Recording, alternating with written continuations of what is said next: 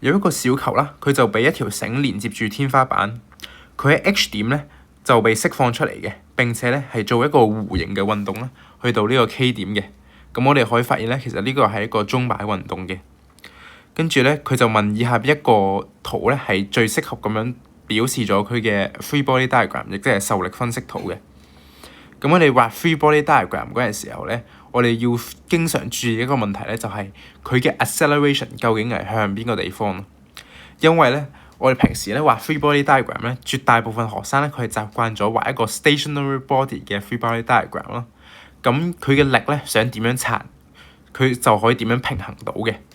但係咧喺呢種情況下咧，我哋就要考慮翻嗰個球體嘅 acceleration 啦。咁 acceleration 咧就係向住垂直於呢條線嘅呢個嘅 components 啦。咁呢個咧就係 acceleration。所以咧，我哋最後要做到嘅效果咧，就係咧要令到呢一個嘅acceleration 係，亦即係所有嘅 net force 嘅方向咧，所有嘅 net force 嘅 component cancel out 之後咧，係指住呢個沿住呢條繩90度嘅方向嘅。咁我哋畫一個 free body diagram 啊，佢呢度咧其實咧係有一個 tension 嘅 tension， 跟住咧佢本身咧就受到一個 weight 嘅從 weight。咁要點樣咧先可以令到我哋目標嘅呢個嘅 acceleration 咧，佢係垂直於 tension 呢個 component 嘅。咁因為垂直於 component 咧，咁其實咧我哋只可以拆呢個 weight 嘅。咁只要當我哋拆呢個 weight 嘅時候咧，其實咧我哋就唔難發現，我哋假設呢個夾角為 theta 啦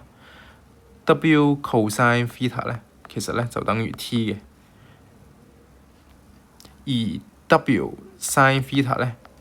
就係等於 mass time acceleration 嘅，亦即係呢個嘅球體嘅 ma 嘅。所以咧，我哋要畫，如果你要理解佢嘅 free body diagram 咧，我哋睇翻呢一個嘅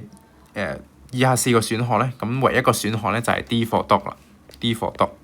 因為咧佢係最符合我哋所諗嘅一個 free body diagram。